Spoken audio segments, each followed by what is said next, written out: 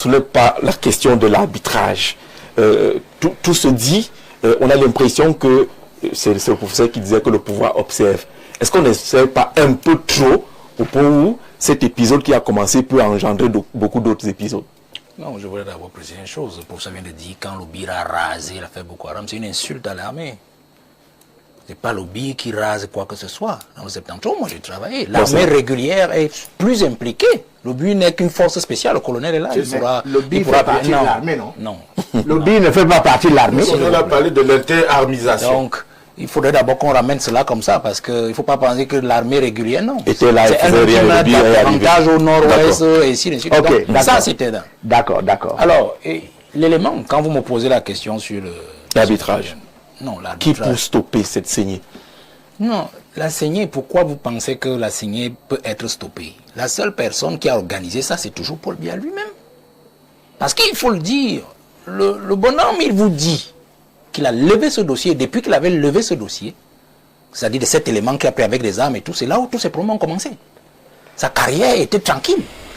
On lui a collé une affaire d'abord sur pas de diamant, c'est le Feynman là. Ensuite, on lui a encore collé une affaire sur le contre-amiral Fouda, qui était une affaire qui, jusqu'à aujourd'hui, toute personne ne comprend cette affaire. Non, moi je reviens plutôt sur le fondement de ce qui se passe. Ce monsieur est victime justement de tous les complots que les camps se font au niveau du sommet de l'État. Aussi simple que ça. Analysez l'affaire. Ils ont enchevêtré une série d'attaques contre chaque collaborateur proche du président de la République. Quand vous regardez le timing, depuis 2019, lui-même il a commencé d'abord à être attaqué, c'est-à-dire le secrétaire général de la présidence de la République sur les affaires de stade. Vous vous souvenez? Les affaires de stade, on dirait que c'est lui qui avait créé les task force, ainsi de suite, ainsi de suite. Tout l'argent est parti. Ensuite, dans l'affaire Covid, on lui a posé ça sur la tête, il a encore créé les task force. On sait ce que c'est. Qu'est-ce qui s'est passé? Comme on dit souvent, il a remonté l'affaire. C'est-à-dire que, avec l'affaire Martinez, on a vu comment il a frappé le ministre de la Justice, il a impliqué le ministre de la Justice, il a impliqué le ministre des Finances dans l'affaire, les complicités avec ainsi de suite, le grand homme d'affaires qui avait sa chaîne de télévision, qui avait de l'autre côté. L'affaire Martinez. On a vu ensuite comment le contre-amiral était impliqué dans des histoires dormies debout. C'est-à-dire quand vous regardez le gars qui parle de cette affaire, le contre-amiral, il est maintenant vice-amiral. Vice-amiral. Et c'est là le petit vous précise qu'en fait, il avait été impliqué dans l'affaire, mais c'était faux. Parce que c'est ce que le petit dit dans cette affaire-là. Et ensuite, on est arrivé maintenant à cette affaire d'or aussi, qui maintenant embarque le directeur adjoint du cabinet civil. Vous voyez? Et maintenant, on comprend que, et c'est ça que j'ai dit, le contexte, il intervient, et on pense et on voit qu'il distribue davantage de bons points dans un camp, plutôt que dans un autre. Moi, je dis, et je le répète, l'armée, on ne parle pas de l'armée dans son travail républicain. Oui. Vous comprenez? On parle de l'armée, les éléments de l'armée, dans leur connexité sociale, dans leur connexion avec la société, parce que c'est ça le véritable problème. Si le monsieur vous dit, j'ai mené une enquête, j'ai fait mon travail en tant que chargé de renseignement, dans l'état-major particulier du président, et voilà dans les choses dans lesquelles on m'a mis, une affaire dans les diamants avec les Feynman, une affaire de ceci et de cela, la connexité. La deuxième chose, c'est qu'il faut retenir, ce que nous disons de l'armée, c'est justement ce mal-être-là. Que nous voyons le ministre de la Défense bas, mais le système dans l'armée est tellement complexe que il lui est difficile à ce ministre de pouvoir faire ce qu'il peut faire.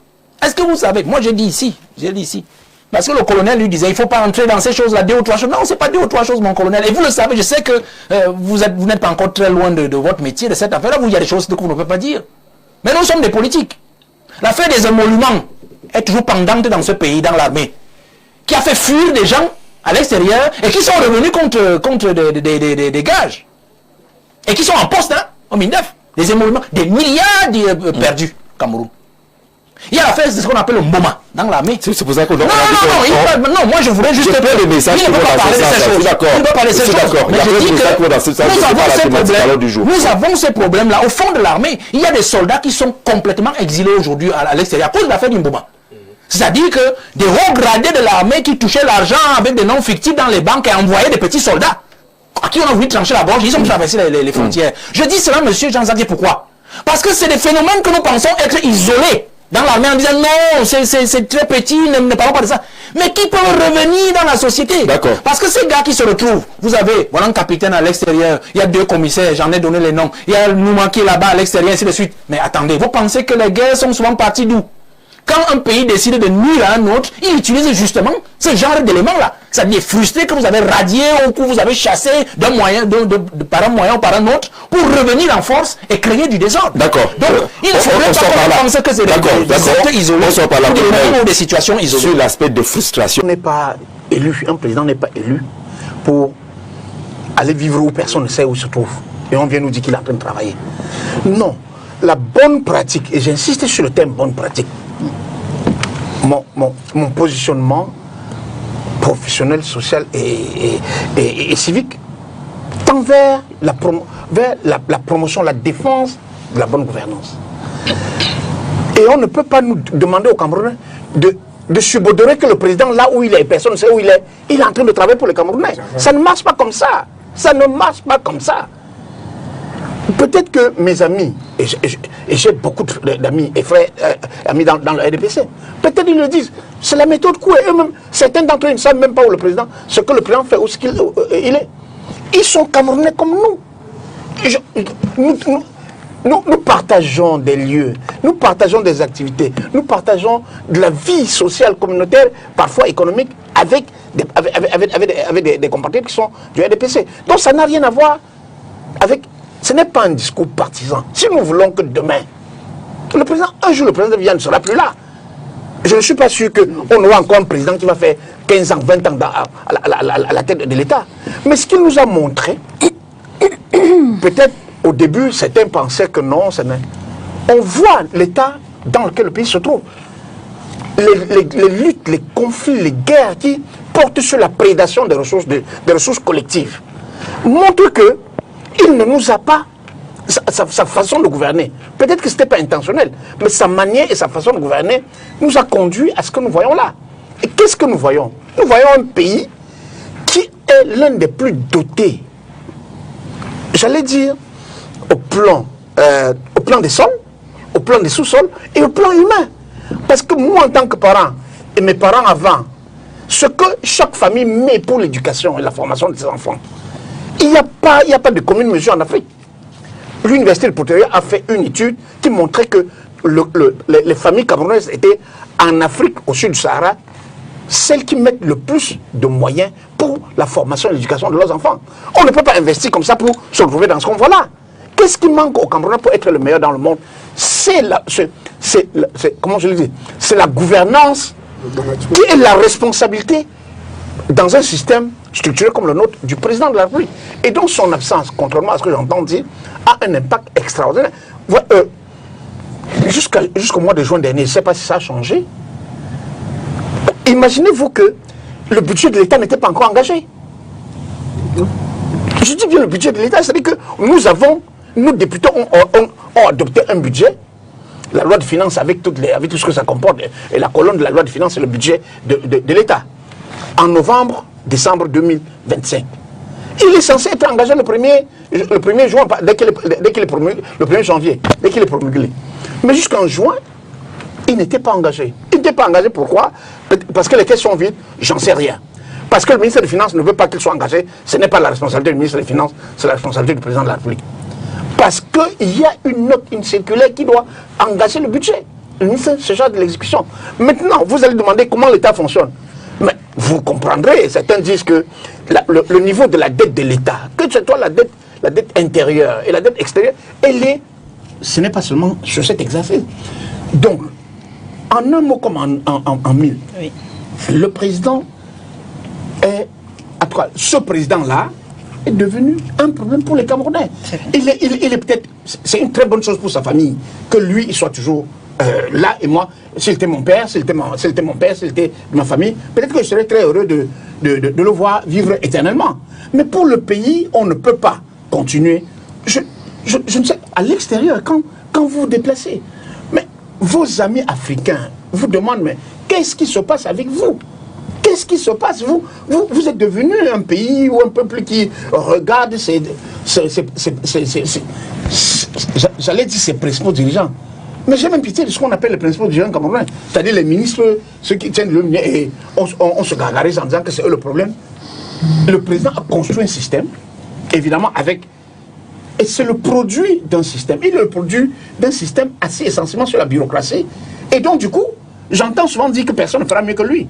Non, les opposants actuels là, qu'ils s'appellent les Cabral, Kamto, même Chiroma, parce qu'ils ont affronté les Camerounais.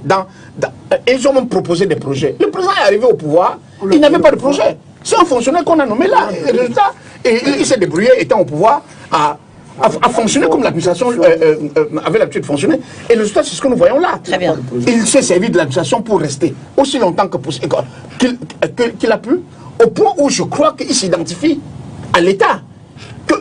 Il y a des gens qui sont convaincus que si le président n'est pas là, le Cameroun va s'écrouler. Mais c'est pas possible. Très bien.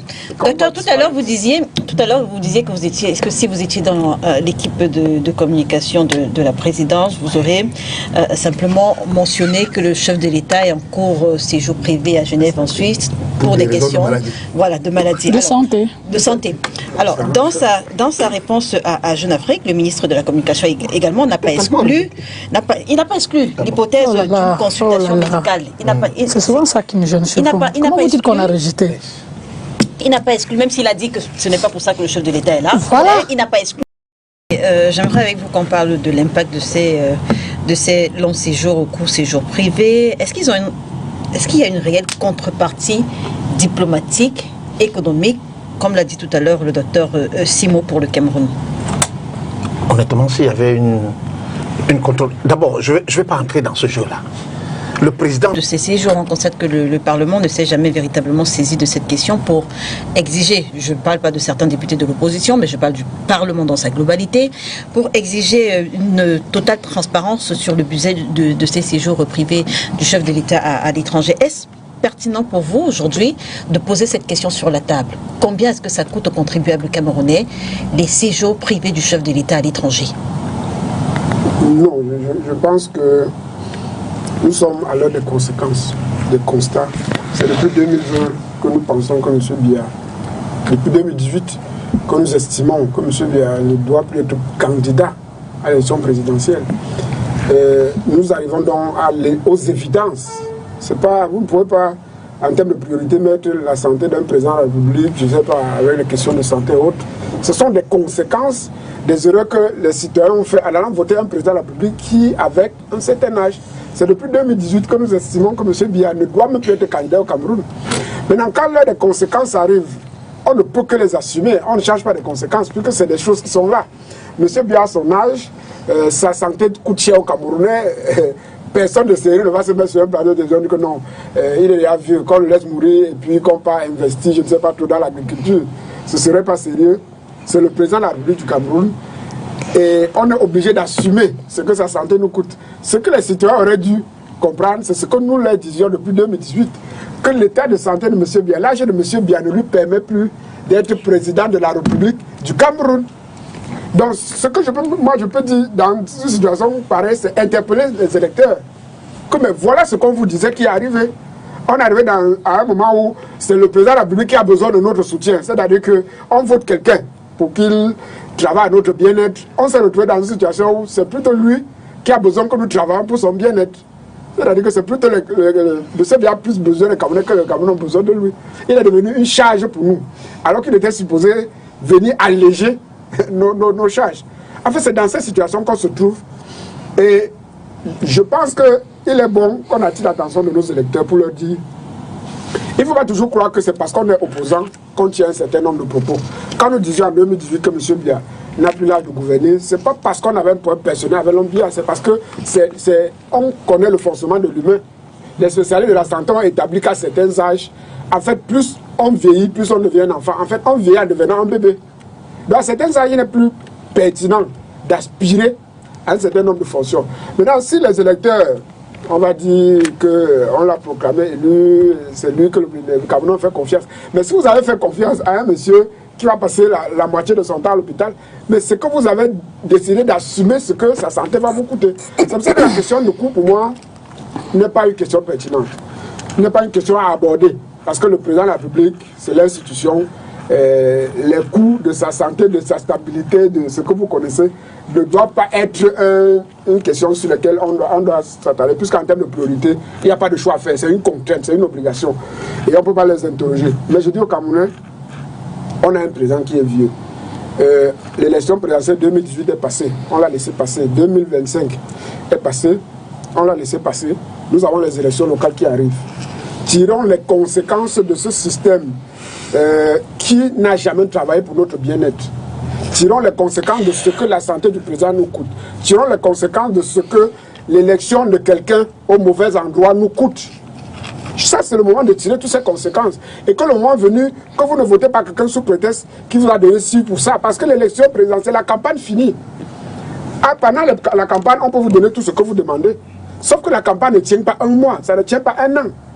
Les électeurs camerounais doivent retrouver la rationalité dans le vote et savoir que celui que je vote, c'est l'homme que je vais subir pendant 7 ans, pendant 5 ans. Ne regarde pas l'homme qui est venu le jour des élections, il t'a donné ci, il t'a donné ça. Ça nous interpelle à plus de rationalité pendant les élections, à plus de lucidité quand nous faisons des choix, que les choix vont au-delà de ce que le président Kabal appelle la pulsion d'immédiateté. J'ai quoi maintenant? Où est ma part? Le mapatisme, comme quelqu'un avait dit. Où est ma part? Donnez ma part. Sauf que le lendemain, nous pleurons tous. Nous venons là, oui, c'est normal qu'on fasse des débats pour ce qui concerne le président de la République. Mais les électeurs qui nous ont mis dans toutes ces situations, ils sont les premiers à pleurer. Mais au moment où on a tiré leur attention que la bière qu'on vous donne là, votre vie ne se réduit pas à cette bière. Ils nous disaient non, si vous n'avez rien, allez encore vous préparer. Mais sauf que là, nous pleurons tous. Donc il est bon que pendant qu'on y est, qu'on attire leur attention sur les conséquences des mauvais choix que nous avons fait en 2018, les conséquences des mauvais choix que nous avons fait en 2025, et qui risquent encore de nous coûter, M. Biya n'a même pas encore fait la moitié de son mandat. Donc on n'est qu'au début de ce que nous pleurons déjà. Non seulement ça nous coûte, mais l'État ne fonctionne pas. Parce que quand vous avez un président de la République qui ne peut plus assumer une bonne partie de ses prérogatives, mais vous avez un pays qui ne fonctionne plus. Nous sommes dans un pays où donner un nouveau gouvernement au Cameroun est devenu un problème. Nous sommes dans un pays où nommer un simple directeur d'entreprise publique est un problème. Un pays ne peut pas fonctionner comme ça. Et il n'y a pas autre chose, c'est la conséquence du mauvais choix. Quand je dis mauvais choix, ce n'est pas forcément que les Camerounais votent bien. Si vous décidez par exemple que pendant les élections, vous refusez de participer à la suivante du vote, vous assumez une partie de celui qui devient président de la République, qu'il soit là par fraude ou par ce que vous voulez. C'est que vous avez refusé de faire quelque chose qui devait être salvateur pour vous-même. Vous voyez quelqu'un au quartier, vous lui demandez d'aller voter, vous dites que toutes vos affaires là vous servent à quoi. Comme si quand la souffrance arrive, ça ne concerne que ceux qui font de la politique.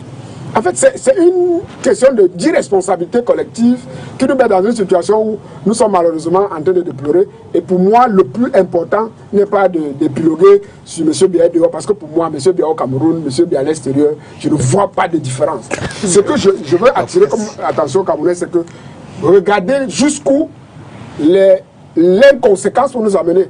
Regardez jusqu'où le désengagement de la chose politique, le désintéressement, où les gens pensent que, comme c'est moi le candidat, je dois le payer pour qu'il surveille les voix. Comme si quand M. Biya va mal gouverner, ça va concerner que moi qui étais candidat faire M. Biya. Ce sont ces conséquences-là que nous avons attiré l'attention de nos électeurs. Pour qu'à l'avenir, quand on leur dit que allez surveiller les élections, pour que chacun comprenne qu'en fait l'élection ne concerne pas seulement celui qui est candidat, mais ça concerne mon avenir, l'avenir de mes enfants et l'avenir des enfants de mes enfants. Alex Gustave Azebazé.